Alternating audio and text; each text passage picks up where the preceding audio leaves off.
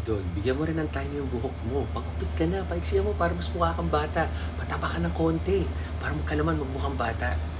Okay guys, 45 may buhok pa ako. Hayaan nyo, ni-enjoy ko pa to. Baka dumating yung araw, malagas makalba na to. At magpapagupit din naman ako. Pinagsasawaan ko lang naman. Total, wala naman akong ginagawang pelikula o kahit na ano na kailangan yung role. Enjoy ko lang yung buhay. Medyo kumukha ako si Aladdin o pwede akong mga model-model, di ba? Tapos pataba, guys, buong buhay ko. Gusto ko mangarap na pagising ko, ganito itsura ko, 8% body fat. Tapos pag medyo nag-enjoy na kain, 12%. Pag nag-workout kayo, if you know, you know. Pag di kayo nag-workout, di nyo alam kung gaano kahirap ma-achieve yung ganitong body. At mataas ang tingin ko sa mga hardworking laborers natin, kagaya ng mga karpintero, farmers. Sobrang bilib ako dyan. Naging character ko yung ganyan sa dulo ng wala hanggan. Sobrang batak, pati mga bankero, idol yan. Diba? Mga athletes natin, mahirap mag ganitong katawan. Tama kayo, mali ako, I'm not your doctor. Do what works for you.